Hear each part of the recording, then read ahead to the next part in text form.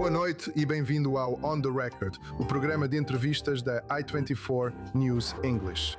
Enquanto os Estados Unidos aumentam ataques ao Irã, agora com bombardeios diários a alvos do regime no Estreito de Hormuz, o risco de retornar a operações militares completas no Irã parece mais próximo do que em qualquer outro momento desde o início deste cessar-fogo instável. Quanto ao Irã, ele não está apenas mirando navios no Estreito, mas também atacando fortemente países árabes do Golfo, focando por enquanto apenas em ativos militares dos Estados Unidos nesses países, e se abstendo de atacar infraestrutura crítica. Em certos aspectos, parece que a guerra com o Irã foi retomada. Só que, desta vez, Israel não está envolvido. As forças de defesa de Israel não estão atacando o Irã, e até agora Israel não foi atacado pela República Islâmica. Obviamente, tudo isso pode mudar, e Israel está se preparando para esse cenário. Mas o que isso significa para Israel?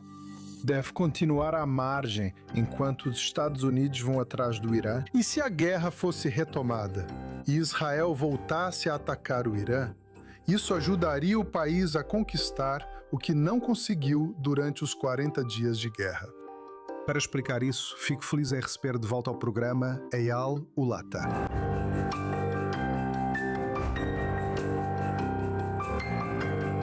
Ulata foi chefe do Conselho de Segurança Nacional de Israel de 2021 a 2023.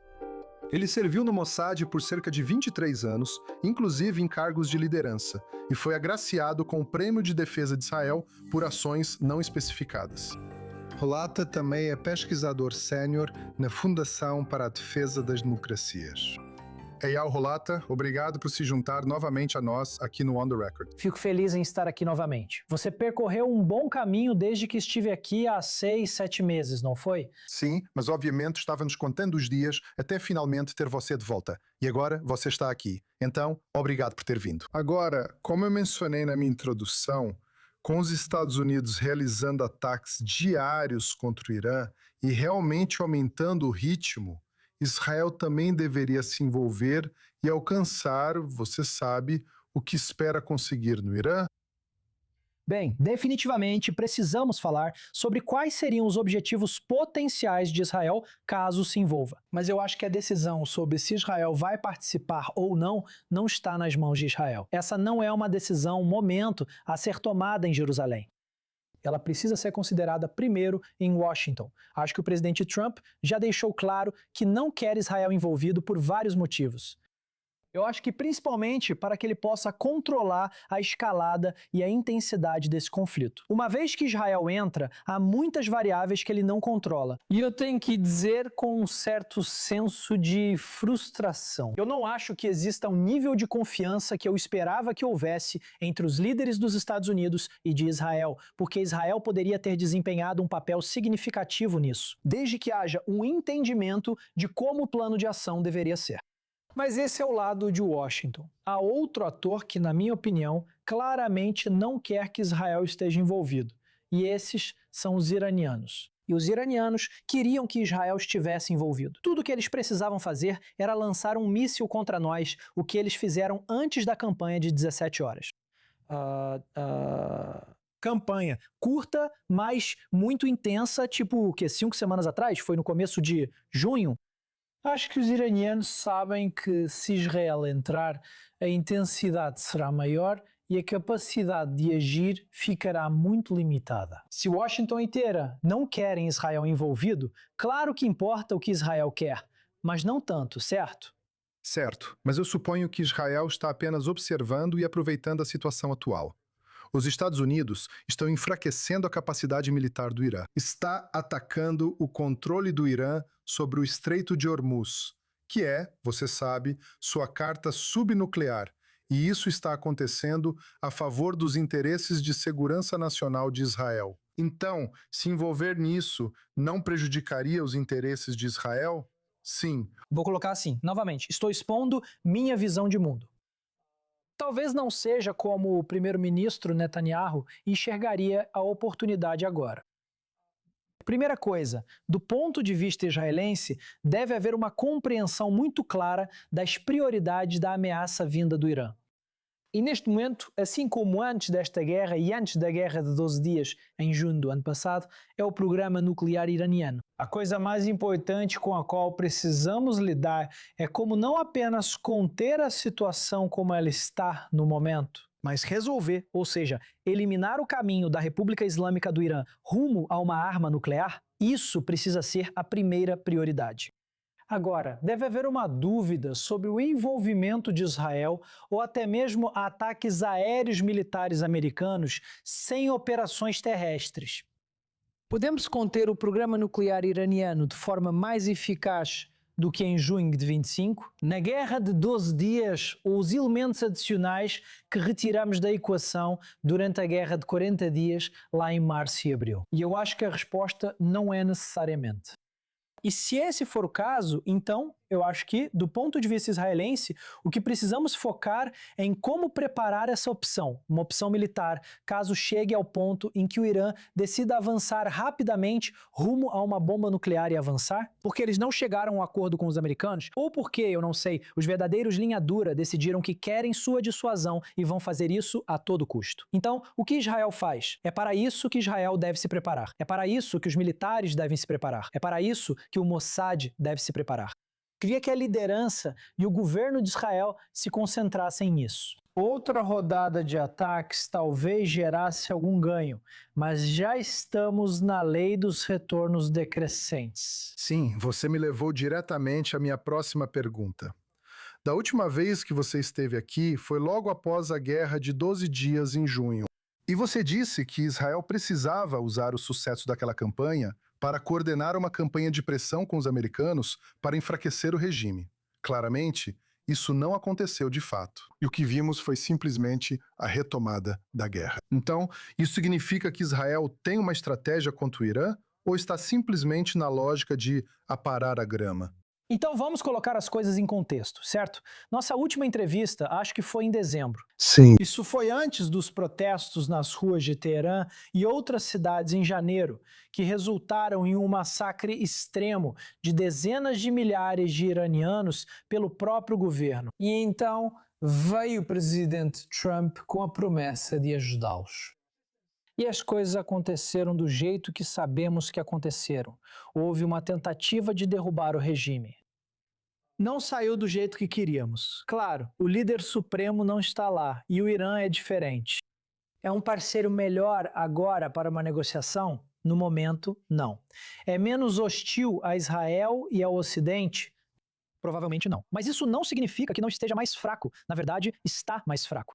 Então, se eu voltar às coisas que disse em dezembro, eu penso assim: se ainda estamos focados em como criar melhores condições para um líder iraniano ceder o que resta do seu programa nuclear, então, tirando uma ação militar, que é limitada. Como disse, a segunda melhor opção é forçar o Irã a ceder, obrigando-o a beber novamente do cálice envenenado. Como no fim da guerra Irã-Iraque e quando iniciaram o engajamento com os americanos em 2013, para fazer isso, é preciso haver uma campanha coordenada. Acho que os princípios sobre os quais falei em dezembro ainda são válidos. O que sabemos é que a situação no Irã estava tão difícil para o povo que eles realmente foram às ruas em grande número, porque sentiam essa pressão, mesmo que não fosse tão alta e intensa quanto eu acho que poderia ser. A fúria econômica que veio com uma intensidade épica, certo? A parte da pressão econômica da campanha americana, acho que está surtindo muito efeito. O bloqueio do Estreito de Hormuz foi importante. Agora há uma troca de retaliações, pois o presidente Trump quer abrir o estreito. Então não há outra crise global, mas existem outros meios de pressão econômica, que colocariam esse regime, ou o que restou dele, em uma situação difícil, de uma forma que eles potencialmente terão que ceder. E eu gostaria que isso fosse implementado porque acredito que isso maximiza a pressão que os americanos e Israel acumularam sobre o Irã.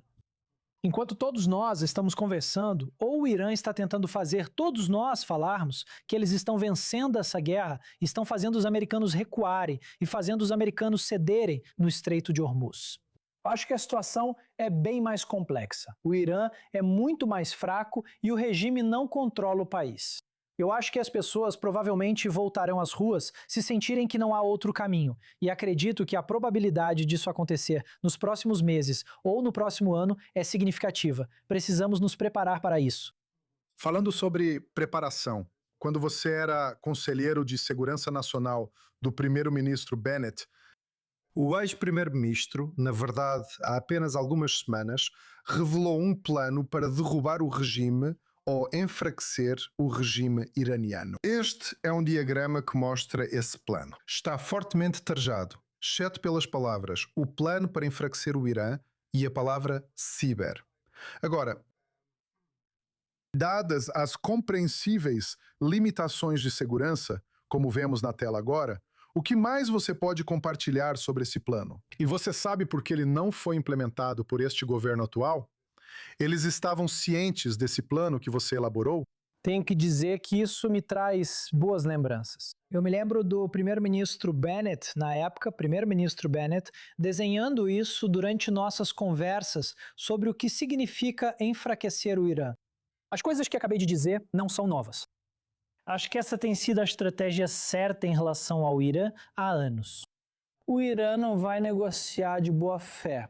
A única maneira de conseguir concessões do Irã é enfraquecê-los a um ponto em que eles precisem escolher entre uma rendição total ou perder o poder. E isso só pode ser feito através de uma pressão imensa de vários tipos. Você sabe, eu não vou desclassificar o que está claramente classificado, mas isso é diferente, os diferentes ramos disso. Ou nossa tentativa de formular quais são as várias maneiras de exercer pressão sobre o regime, isso resultaria no enfraquecimento da sua capacidade de governar, de se defender, de atacar, o que eu acho ainda mais crucial e importante. E no final, colocá-los em uma posição em que tenham um poder de barganha muito menor em uma negociação com os americanos. Quando estávamos planejando isso, foi durante o governo Biden, certo? O presidente Biden estava falando sobre um novo acordo. Ele chamou de mais duradouro e mais robusto. Nosso argumento era, bem, se você quer um acordo mais duradouro e mais robusto, então você precisa enfraquecer o regime, porque eles não vão simplesmente te dar isso só porque você pediu educadamente. Se você retornar ao JCPOA, não será possível negociar outro acordo, pois os iranianos só cedem uma vez. Então essa era a ideia. Agora, por que isso não foi implementado? Olha, eu não vou cravar uma data para isso. Mas nós, o governo anterior e eu como assessor de segurança nacional, começamos a coordenar esse plano. Eu estava fazendo isso pessoalmente, em coordenação estreita e rigorosa com todo o aparato de defesa israelense, coordenando todos os diferentes envolvidos, cada um com suas capacidades distintas. E então o governo caiu, infelizmente, e houve uma eleição antecipada em 1º de novembro de 22. Mas o primeiro-ministro Netanyahu foi informado sobre esse plano? Bem, Benjamin Netanyahu foi informado sobre tudo. Eu, pessoalmente, tive a oportunidade de, como se diz, hafifar em inglês? Existem palavras? Sim, transição. Eu consegui transferir todo o pensamento, todo o planejamento e toda a coordenação para lá. Ouvi dizer que ele fala que nunca viu esse desenho. Bem, isso é verdade, porque esse desenho ficou com o primeiro-ministro Bennett como um rascunho em seu grande esconderijo. Mas o plano, a metodologia e todo o pensamento de como fazer isso, incluindo o reforço das forças que foi feito nas semanas antes da mudança de governo, estou muito feliz por termos conseguido fazer todas essas coisas lá. Eu, para ser justo e honesto, infelizmente, acho que entre janeiro de 23 até 7 de outubro, o foco do governo israelense estava em outras coisas sobre as quais não precisamos necessariamente falar hoje. Queria que, como em nosso governo, eles focassem nas ameaças externas. Talvez tudo fosse diferente, mas nunca saberemos. De qualquer forma, sim, isso traz não só boas lembranças, mas também uma noção do que acontece quando você perde tempo. O que acontece quando você não age rápido o suficiente para decidir o que fazer? No fim, Israel estava preparado. Em junho de 25, fiquei muito feliz ao ver o primeiro-ministro Netanyahu tomar essas decisões e a Força Aérea, Inteligência e Mossad executarem tão bem. Isso foi muito notável, acho que também comentei no último mandato. O crédito deve ser dado a quem merece. Isso se deve à decisão do primeiro-ministro Netanyahu e ao aparato.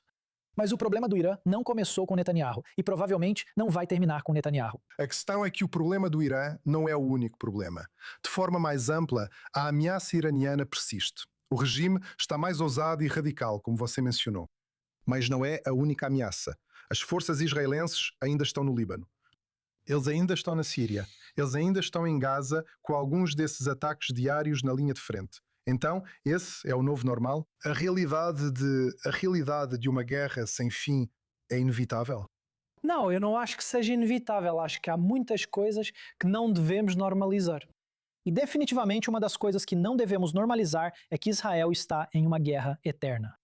Nenhum país deveria estar em uma guerra eterna, especialmente um país do tamanho de Israel, com as aspirações de Israel de ser uma sociedade e uma economia prósperas, bem-sucedidas e florescentes. Isso não pode ser alcançado com guerras intermináveis. David Ben-Gurion percebeu isso em 1947, ao preparar as forças de defesa de Israel para a Guerra da Independência. É verdade, Israel é bem maior e mais forte, mas isso não garante que resistiremos a 1000 dias de guerra. Esta já é a nossa guerra mais longa. E não há fim à vista com tantas frentes. Bem, você mencionou o Líbano. Fico muito feliz em reconhecer e apoiar o acordo que o primeiro-ministro Netanyahu enviou o embaixador Leiter para negociar com o governo libanês. Acho isso muito importante.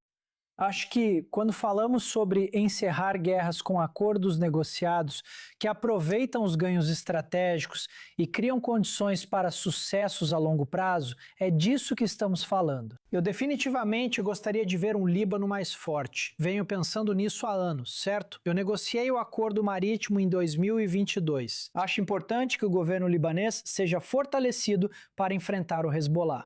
Não basta acreditar que eles conseguem fazer isso, certo? É preciso confiar, mas também verificar, como dizem os americanos. Nesse caso, não podemos apenas sair de nossos redutos no Líbano, mas devemos dar a eles a chance de mostrar que podem fazer melhor. E com o tempo, espero, recuar para mais perto da fronteira de Israel e focar no que realmente precisamos fazer. E não reabrir outra zona de segurança ou área tampão como fizemos nos anos 80. Isso se estenderia por tanto tempo. Mas, por exemplo, na Síria, de acordo com relatos, o presidente Trump disse a Netanyahu que é hora de se retirar da Síria. Você acredita que agora, em termos de segurança, Israel já alcançou tudo o que poderia para mudar a realidade de segurança ao longo da fronteira com a Síria? E que é hora de Israel se retirar e que pode confiar no governo Achara para proteger aquela fronteira do seu lado? Provavelmente nada disso. No entanto, Israel não tem lutado na Síria há muitos meses. Acho que já faz cerca de 1 ano desde o último confronto direto entre as forças de defesa de Israel e a Síria. Ainda assim, seguimos na zona de amortecimento. Qual o objetivo da presença de Israel lá? Se a intenção de Israel é permanecer naquela zona de amortecimento para sempre, certo? Para reestruturar a forma como fazemos nossa segurança nacional, então é melhor acertarmos isso com os americanos. Porque Israel não pode tomar território de países vizinhos só porque decide fazer isso. Bem, Trump não quer que Israel faça isso. Isso não deveria surpreender. O presidente Trump sempre disse que queria um acordo negociado com todos, inclusive com Gaza. Por isso, criou um conselho de paz. Na cabeça dele, o plano de 20 pontos, eventualmente, quando as condições forem favoráveis, podemos pensar que isso nunca vai acontecer. Mas, de acordo com o plano, se as condições forem atendidas, espera-se que Israel também se retire da linha amarela em Gaza. No Líbano e Gaza está claro. Na Síria, não está claro o que deve ocorrer. Na verdade, porque em Gaza, o desarmamento do Hamas levará à retirada. Sim. No Líbano, o desarmamento do Hezbollah levará à retirada. Na Síria, não existe esse tipo de passo claro que precisa acontecer para que Israel se retire. Parece que depende mais de Israel. Na Síria, deveria ter sido mais fácil, pois não há um inimigo real na fronteira, diferente do Hezbollah no Líbano e do Hamas em Gaza. Israel estava dialogando com o governo sírio quando o ministro Dermer ainda era ministro e fazia esse trabalho. Ele se reuniu com ministros sírios importantes, certo? Não sei se isso já foi divulgado. Acho que foi, mas de qualquer forma houve uma interação muito clara com os sírios com o objetivo de chegar a um acordo negociado para criar arranjos de segurança no sul da Síria, de uma forma que protegeria os interesses de Israel, protegeria a comunidade drusa e permitiria que Israel se retirasse e continuasse esse processo. Agora, isso não aconteceu. Se isso não aconteceu porque os sírios não são nada confiáveis, então por que o presidente Trump continua dizendo que devemos fazer isso? Não conseguimos convencer o aparato de inteligência americano e a elite política de que isso não é um acordo de verdade? Acho que esse não é o motivo. Acho que o motivo foi que nós poderíamos ter feito isso. Havia algum risco, mas era pequeno, pois na Síria o risco de agir é bem menor que em outros lugares. Poderíamos ter alcançado um acordo que faria a Síria se comprometer com certas coisas que poderíamos verificar se seriam cumpridas ou não, e talvez até se retirar de algumas dessas posições. Mas o fato é que eu acho que este governo, Netanyahu como primeiro-ministro e o governo como um todo, eles não acreditam em acordos negociados. Eles não acreditam e sempre são forçados a isso. O plano de 20 pontos foi imposto a Netanyahu. Até mesmo o acordo no Líbano, segundo reportagens nos Estados Unidos e autoridades e assessores do presidente que falaram publicamente, disseram que o presidente Trump precisou torcer o braço do primeiro-ministro Netanyahu pelas costas para fazê-lo concordar. E também foi relatado que o embaixador Leiter levantou a voz para garantir que o primeiro-ministro Netanyahu não recuasse do acordo com o Líbano. Porque se essa não é a mentalidade israelense, porque se você acredita que é melhor ficarmos em guerras sem fim do que chegar a acordos, esse é o resultado. E no caso da Síria, acho que isso é o mais marcante, porque o presidente Trump está basicamente dizendo ao primeiro-ministro Netanyahu, se você quer assumir a liderança, assuma a liderança. Mas se você não está assumindo a liderança, está forçando outros a assumirem. Porque queremos progresso no Oriente Médio, queremos prosperidade no Oriente Médio, queremos que as guerras acabem. Então, um desses outros atores que está assumindo a liderança na Síria é a Turquia. Estamos vendo uma influência crescente lá. Estou ouvindo muitos oficiais de segurança israelenses dando o alerta sobre a crescente influência turca na Síria. Agora, vamos deixar de lado a retórica inflamatória por parte de Erdogan, que muitas vezes é antissemita e recorre aos clichês mais antigos contra o povo judeu. Como a Turquia representa uma ameaça à segurança de Israel? Bem, a Turquia representa uma ameaça para Israel de várias maneiras. A primeira é o envolvimento direto deles, que de fato está aumentando. Sua presença na Síria, sua possível presença em Gaza, seu apoio aos nossos inimigos, os grupos radicais, Hamas, Jihad Islâmica, grupos em Jerusalém Oriental. Os turcos estão mais envolvidos em tudo isso. Pode haver, eu não acho que no momento exista, mas potencialmente pode haver no futuro também uma ameaça convencional. Se a Turquia decidir, a Turquia talvez tenha o maior exército da região, até maior do que... A força aérea deles está desatualizada e querem o F-35, mas espero que não consigam. Já a marinha é enorme. A capacidade deles de exercer pressão sobre Israel e o Mediterrâneo Oriental é imensa. Agora, se chegar a esse ponto, é claro que Israel vai precisar se preparar e reagir de acordo. Mas Israel não precisa de novos inimigos. E a pergunta, quando se trata da Turquia, é: existe uma maneira de moderar a retórica, de se opor aos interesses deles, de usar as alavancas de pressão que Israel normalmente tem? Israel deveria ser mais forte do que Ankara em Washington. Israel foi mais forte do que a Turquia em Washington por muitos anos. Infelizmente, já não são tantos. Parece que o presidente Erdogan recebe elogios mais enfáticos do presidente Trump do que o primeiro-ministro Netanyahu. E isso antes da visita da próxima semana. Tenho certeza de que veremos abraços, beijos e muito carinho ao primeiro-ministro Netanyahu, como deve ser. Quero que isso aconteça e que Israel tenha o apoio de Washington. Quando isso ocorrer, deve ficar claro que a Turquia não deve ter permissão para adquirir o F-35. Os turcos não deveriam ter permissão para exercer ameaças convencionais contra aliados americanos só porque fazem parte da OTAN. E deveria ser óbvio que qualquer país da OTAN não pode representar uma ameaça a um aliado de outros membros da OTAN nesse sentido. Mas não é o caso, pois nada é mais normal e tudo pode acontecer. Isso mostra a fraqueza diplomática de Israel. E eu acho que isso volta ao que dissemos antes, porque Israel parece não acreditar mais no poder diplomático. Israel parece acreditar apenas no poder militar bruto. Há um limite para o que podemos alcançar só com isso. Bem, se tivéssemos um outro programa inteiro, eu me aprofundaria mais na Turquia. Mas eu quero passar para a última parte do programa. É o segmento de perguntas rápidas. Vou mostrar 3 fotos. Diga brevemente o que pensa ao ver cada uma. Aqui está a primeira. O ex-presidente iraniano Mahmoud Ahmadinejad. Sim. Bem, essa é uma história interessante, né?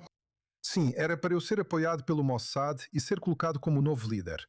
Mas quando você vê essa foto, qual é a primeira coisa que vem à sua mente? Bem, eu adoro o sorriso dele, sempre adorei. Tudo bem? Próxima foto. Este é Gadi Eisenkot, ex-chefe do Estado-Maior das Forças de Defesa de Israel e líder do partido Yesharim. Herói israelense. Tudo certo. Nossa última foto de hoje à noite mostra o presidente dos Estados Unidos, Trump, com o emir do Catar, Sheikh Tamim bin Hamad Al Thani. Frustração. Esse aperto de mão deveria ser com um primeiro-ministro israelense falando sobre pragmatismo e prosperidade, não com o líder do Catar naquele G7. Por que é um problema ser com o líder do Catar? Porque o Catar, infelizmente, se posicionou como um país hostil aos valores e interesses que deveriam ser compartilhados pelos Estados Unidos e pelo mundo liberal como um todo, e definitivamente também por Israel. Obrigado pelas respostas, pelo seu tempo e pelas suas análises. Encerramos por aqui por enquanto. Agradeço novamente a você, Eyal Hulata, pela participação esta noite. Sintonize novamente na próxima semana aqui no On The Record. Você pode encontrar o episódio de hoje e todos os programas anteriores no YouTube e no Spotify. Obrigado por assistir.